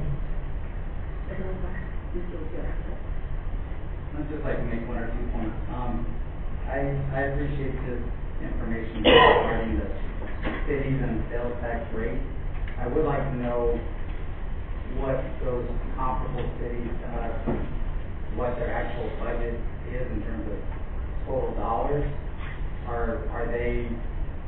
Do they have revenue sources that we don't have? The ones that are lower, is it because something else is affecting that money that's coming in. I think the tax rate is just one component of the funds that the city makes. And then second, I would say that if we're gonna raise the rate, like we're talking about, that, and it's probably not gonna be popular, but just putting it in and giving it to the city employees, I think, deserve it. I can agree with that. But as a small business owner, I'm in the same boat. I work a lot of hours and I do a lot of different jobs. And so I think, everybody in Douglas faces the same issues where in Douglas you have to do more than one thing to make a living. So I would say the monies that are increased there should be directed toward something that's going to produce more income. The tourism position, the city planning position, those positions are key positions that we lack, and that's where the money should be spent, not just distributing it to all the cities.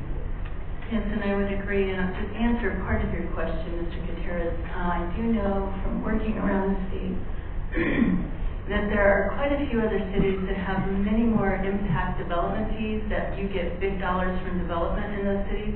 You'll notice where the higher sales tax rates are the border cities and some of the rural cities, the tiny cities, because they don't have the same level of development. The cities 45,000 like Sierra Vista on up, which in our state, that's considered a medium-sized city, not a small city. We're a small city at 16,000, but most of our cities are actually 10,000 below in the state. So the ones that don't have any other wherewithal, basically, and they can't do the development fees that so many do. When I worked in Oro Valley, the cost per house of development fee, because we had 7 different development fees, was $27,000 per home. We're nowhere near that because our hands were tied to the legislature about 10 years ago, 8 years ago now. And we only have 2 impact fees, and in order to raise that across the board to cover annexation fees for police and fire, library, and parks, we would have to, and we will, recommend that we go through the study, and there is a way to do it by state law, but it takes that outside group coming in and studying and say, yes, the city needs that. That's part of the answer.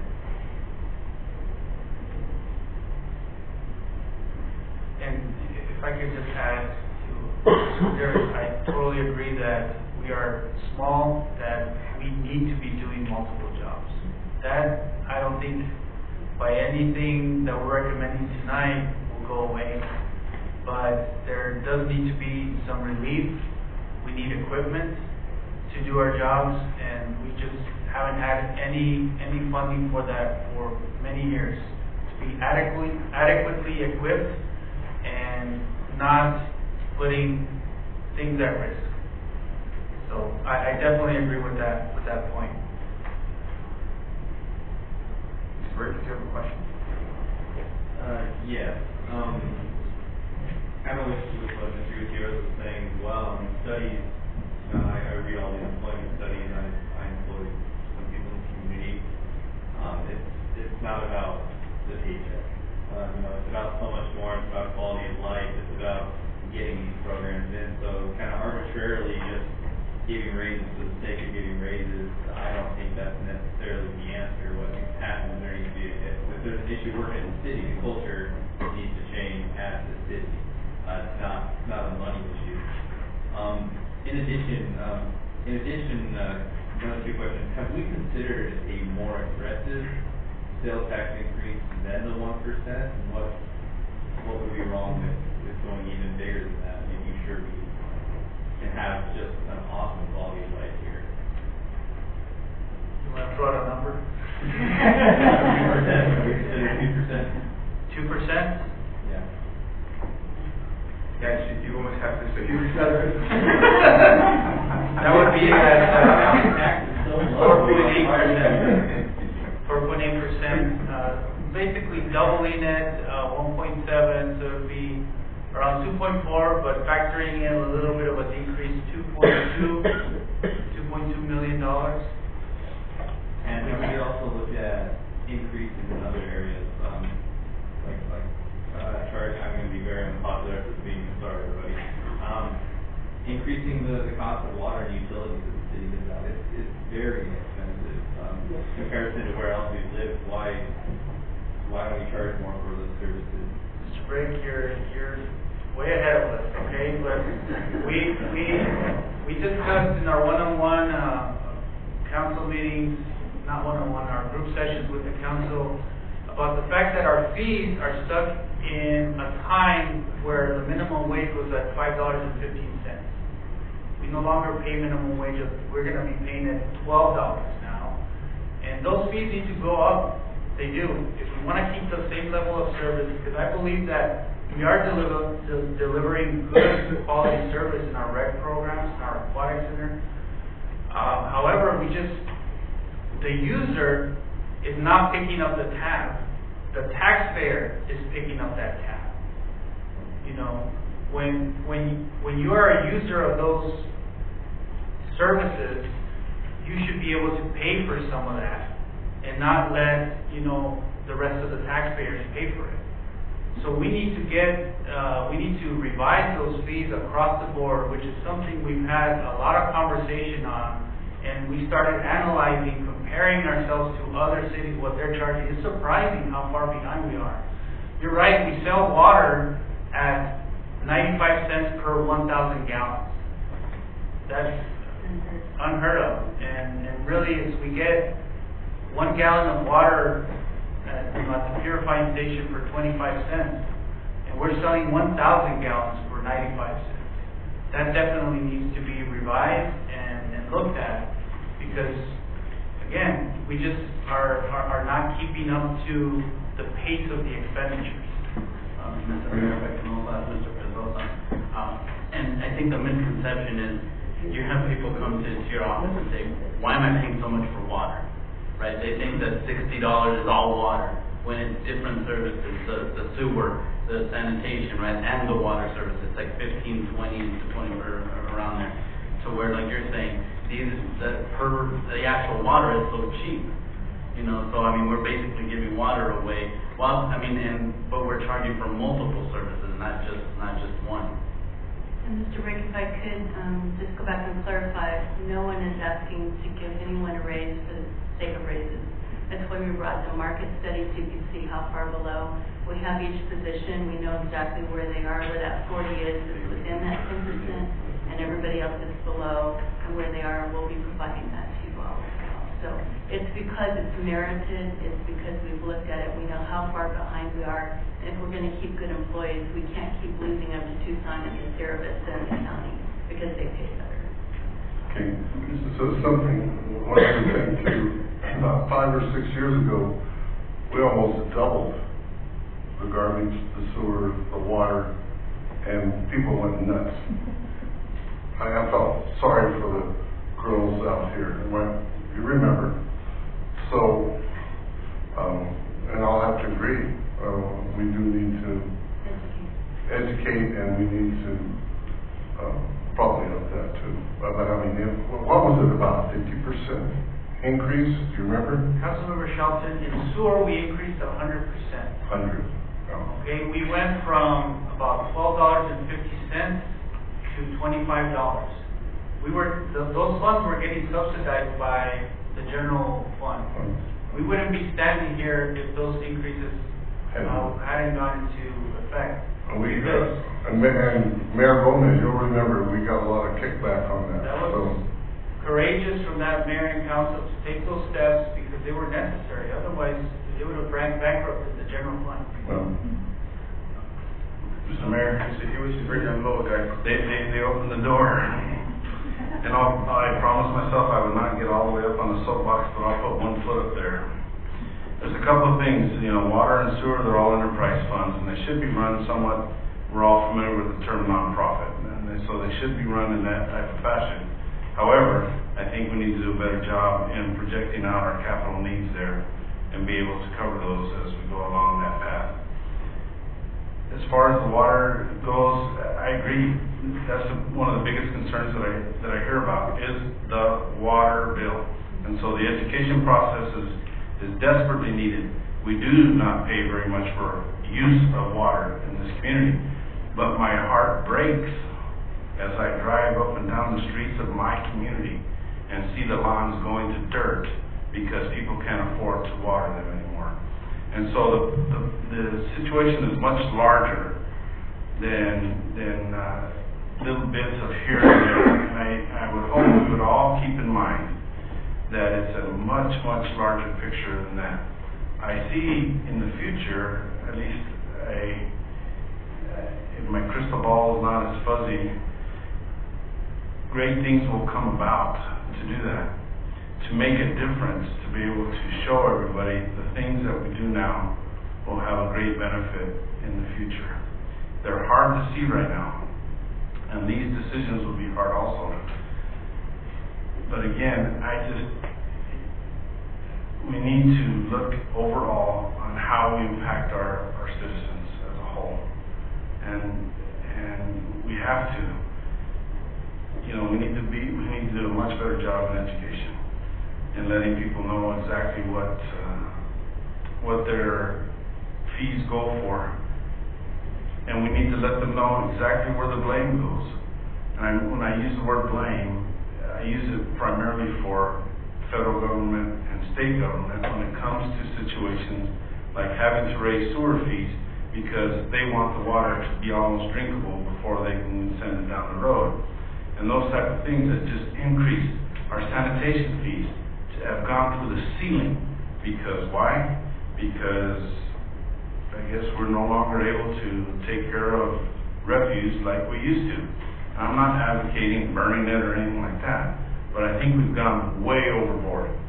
And that all comes from a federal level. Unfortunately, we pay the brunt of it. Meaning us, the citizens of Douglas, Arizona, pay the brunt of doing those kind of things. Other cities, not an issue. We got tons of cash hanging around, we can do that. But here it's different.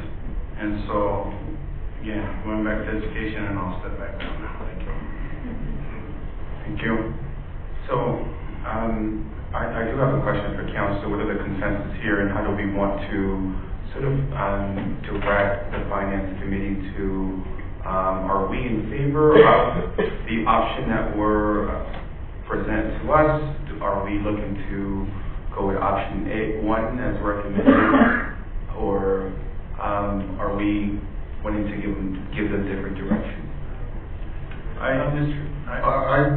think we need to think on this and yeah, we don't have an action item in the agenda, Mr. Mayor. However, if I may go back to Mr. Lindeman's point of the visitors and how much they pay, because I promised him that, and really this is the slide that covers it. The citizen sales tax here in the city of Douglas, if you're a citizen, we contribute $2.3 million of our total sales tax. The visitors across the line, or not, it's about $2.879 million of our total sales tax.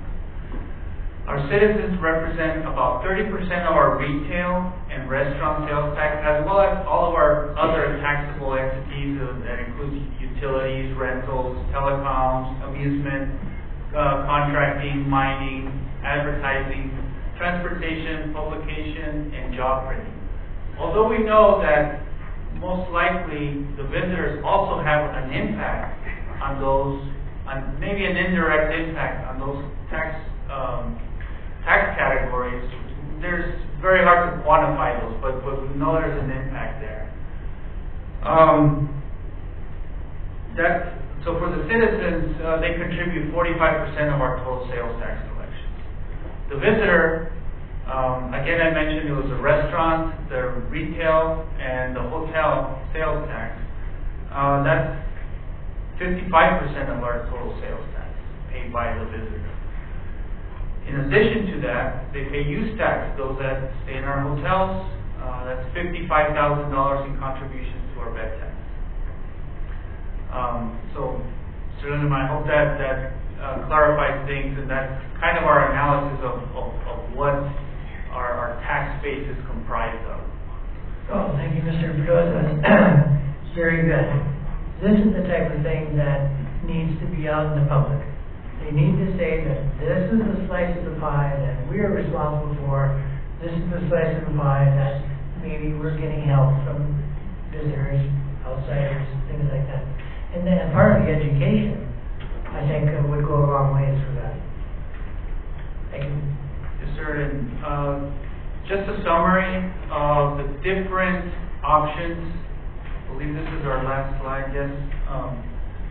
The summary of the options and the average impact to the citizen, to the average citizen of Douglas. Actually,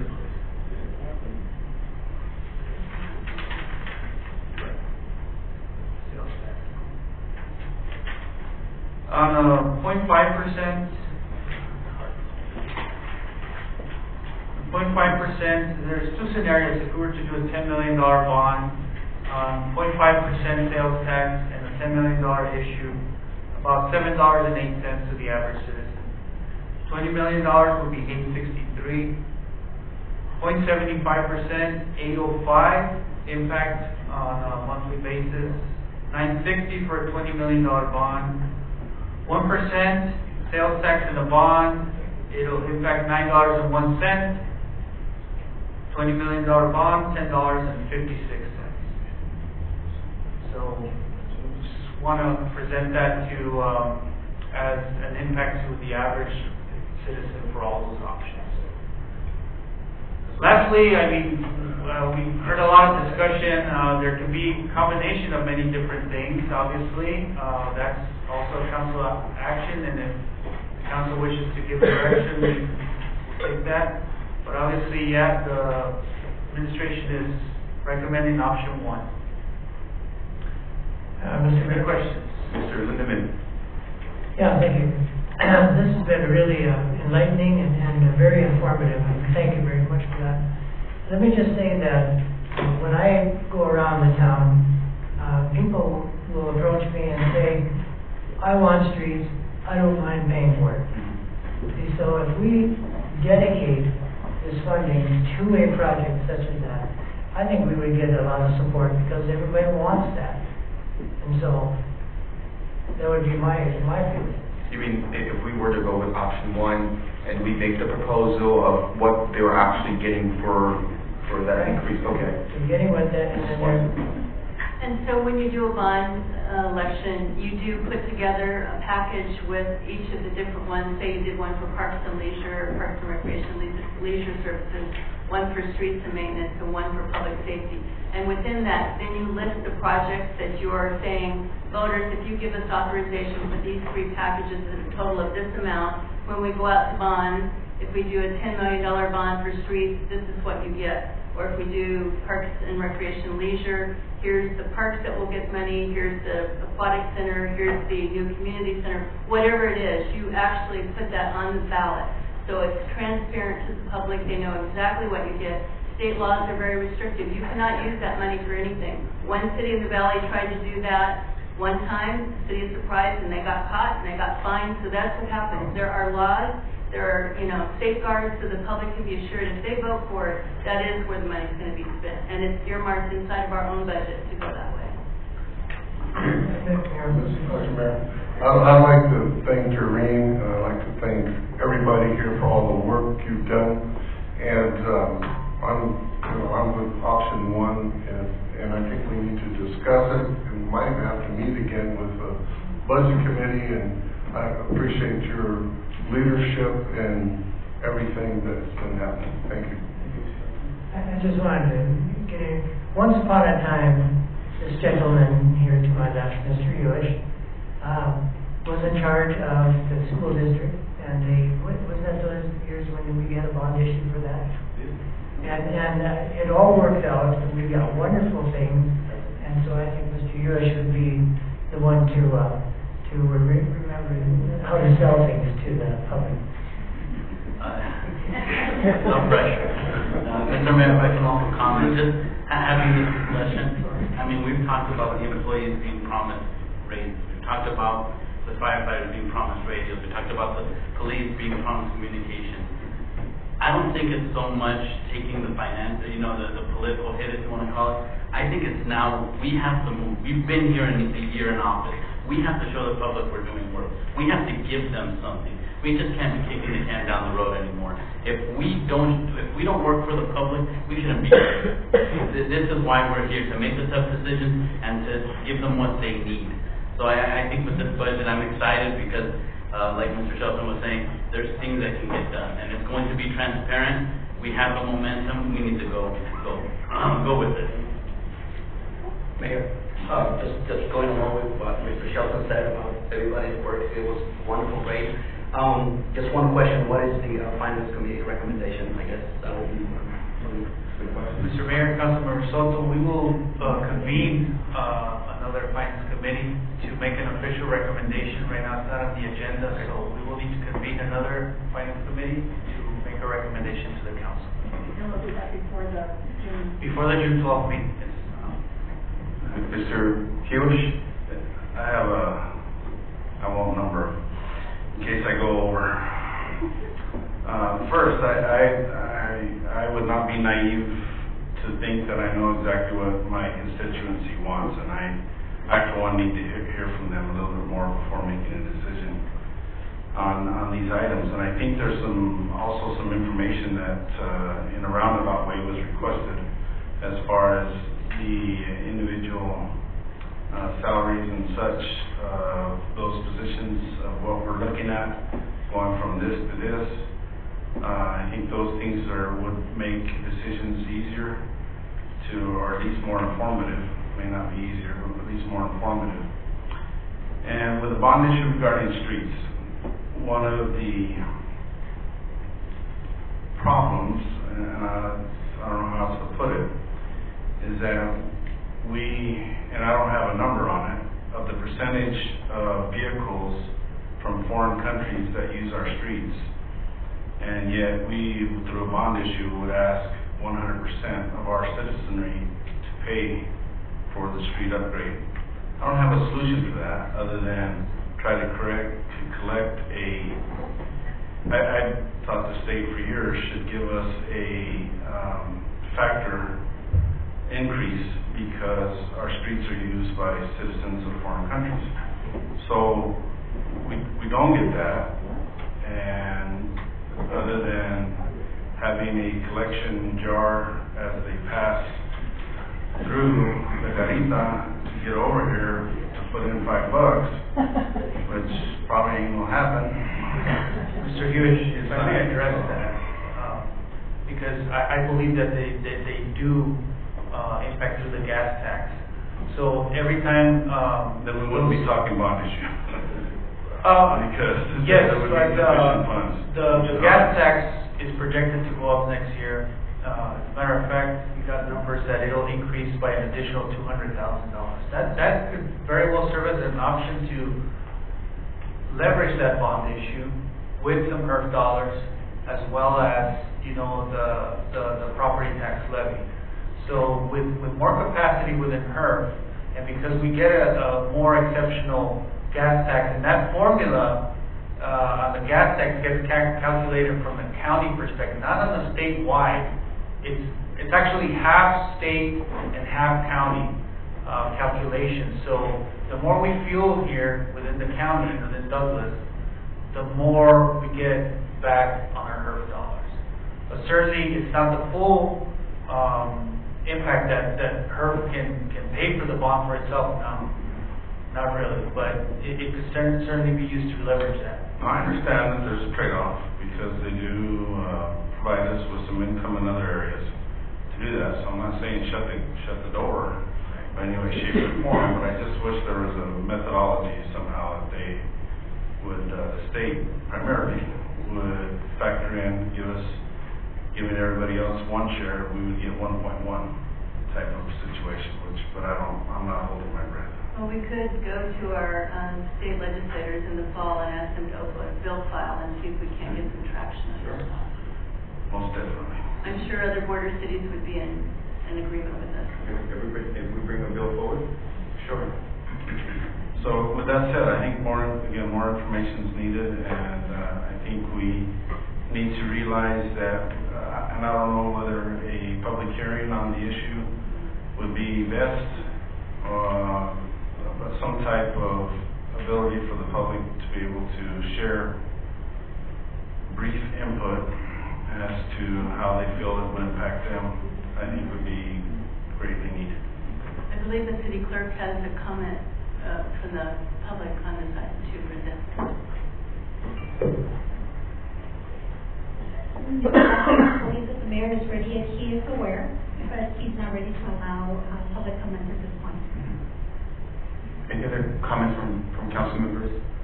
Mr. Mayor, I just wanted to say thank you to the staff. I was able to sit in on some of the meetings, and they were very informative, and I too realize there's a lot of needs here. There's a lot of equipment that's outdated, and as far as the bond issue and the taxes, I am with Mr. Hewitt. I think we need to hear from our constituents for transparency. We need to see how they feel about increasing the sales tax and doing the bond issue. I think it's very critical that they be able to do that. Maybe we have a special meeting. We need their input. Thank you, and I want to welcome Mr. Briggs to the Finance Committee. Tonight. Thank you. Oh, wonderful. I do want to echo and express the same gratitude that some of my colleagues have expressed. Mr. Bedosa, you have been a true champion to bring back the budget along with your team into the black. That is great work and great leadership. Ms. Watson, thank you for the recommendation and tough conversation that we're having right now. In addition, I also agree with Mr. Hewish that it's important to have the public abreast of what we're doing. Public hearing would be the perfect probably setting for them to express their concern. And I look forward to providing the services that the public want. At the same time, we have to figure out a way to pay for them. So without further ado, we have a Mr. Morales to the podium.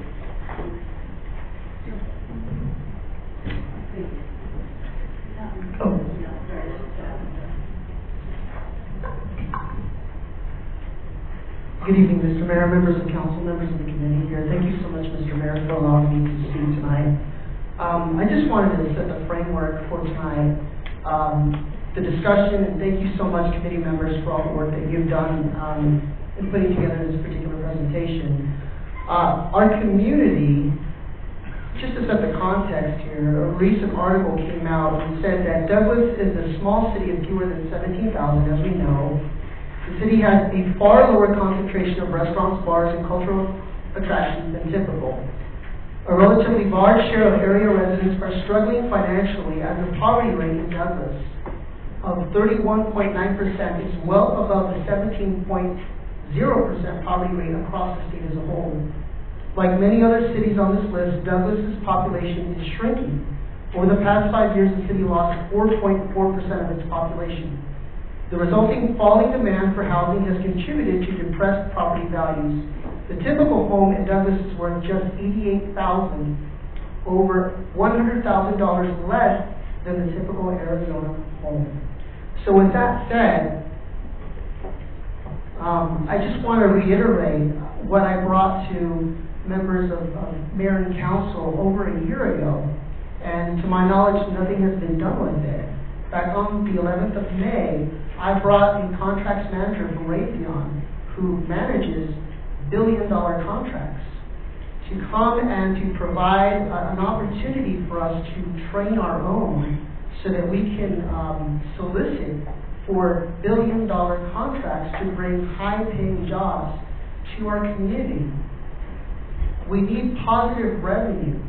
So, secondly, I just want to say also, there is a need for us to have a robust internship volunteer program within our city to help alleviate the issues with all the multitasking. Leaders lead by example. Let you know, I applied myself to be a reserve police officer, free of charge.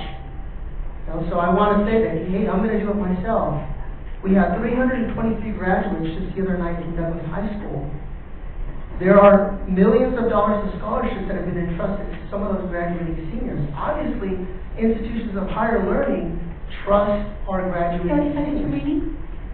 I just want to say, too, that, like you said, what was presented earlier, we did all of these cost-saving measures on the backs of our employees. We need to stop making decisions like we did tonight that send a very negative message to those who want to invest in our community. Thank you. So, Council, if I can get some direction, consensus here on what do we want to do as far as for the next meeting. Some of the things that you all feel would be the best course here. Well, and I'd like for the finance committee to bring up what they think of that before we make a decision on directing them. Okay. And this might be a 2-3 months, consideration. We can't. Just getting the information.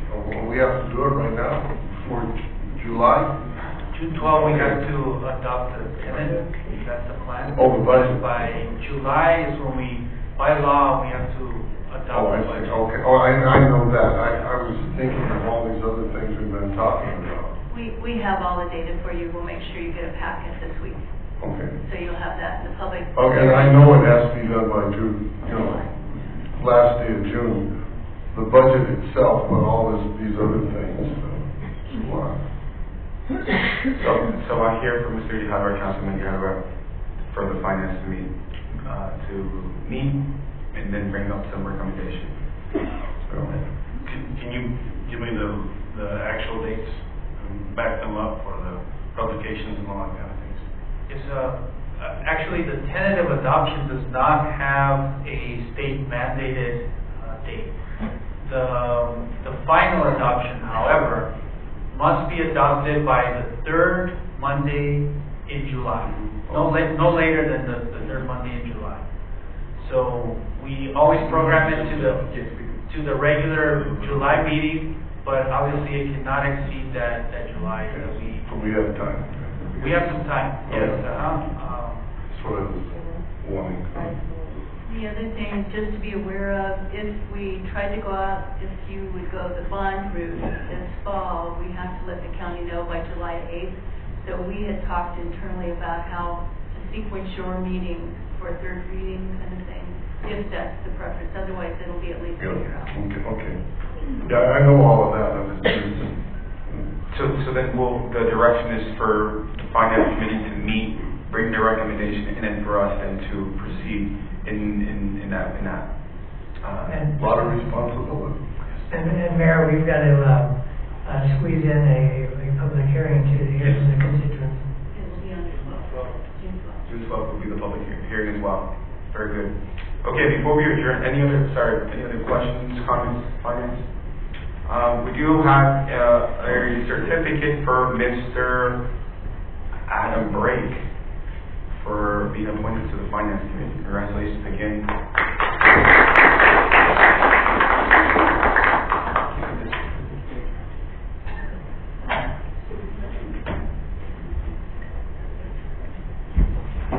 Bruce did not bring the camera, so I'll get it to you on the 5th. Congratulations, mate. Actually, I have a camera. I can do that for the meeting. I know it's great. We'll do that for the meeting. Also have a certificate for Councilmember Mitch Lindeman for being appointed Mayor Pro Tempore. Congratulations, Mr. Lindeman, as well.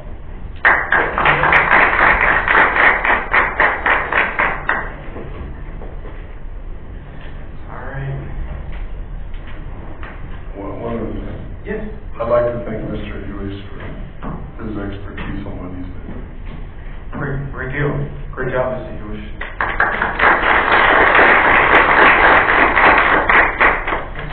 With that being said, now we're going to move to item number 12. It wasn't as painful. Ms. Watson, may I have a motion to adjourn?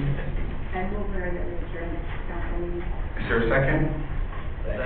Motion by Councilmember Morales, second by Councilmember Soto. All those in favor say aye. Aye. All those opposed say nay. Motion carries. Meeting is adjourned. I move that the finance committee adjourn.